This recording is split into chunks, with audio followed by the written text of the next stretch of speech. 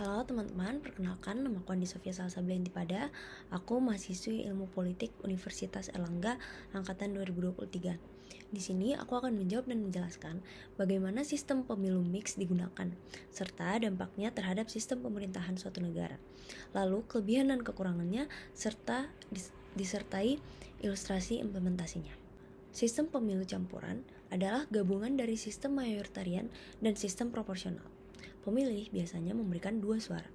Suara satu untuk memilih kandidat di daerah pemilihan atau sistem mayoritarian. Suara satu lagi untuk memilih partai atau sistem proporsional. Contoh negara pengguna sistem pemilu campuran adalah Jerman, Jepang, dan Korea Selatan. Kemudian dampak terhadap sistem pemerintahan. Yang pertama itu menggabungkan stabilitas dari sistem mayoritarian dan representasi adil dari sistem proporsional. Kemudian mencegah dominasi satu partai. Kemudian meningkatkan keterwakilan politik dan kualitas demokrasi. Lalu menjelaskan tentang kelebihannya, yaitu yang pertama, representasi lebih adil, partai kecil tetap punya peluang. Kemudian stabilitas pemerintah masih bisa terjaga. Kemudian minim suara yang terbuang, dan terakhir adalah kombinasi perwakilan lokal dan nasional. Kemudian menjelaskan tentang kekurangannya, yaitu yang pertama, sistemnya itu lebih kompleks. Kemudian yang kedua, bisa membingungkan pemilih. Lalu proses perhitungan kursi lebih rumit. Dan yang terakhir, berpotensi dualisme representasi.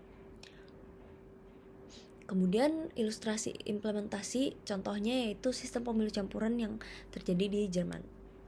Di Jerman, sistem pemilu untuk memilih anggota parlemen nasional menggunakan mixed member proportional representation.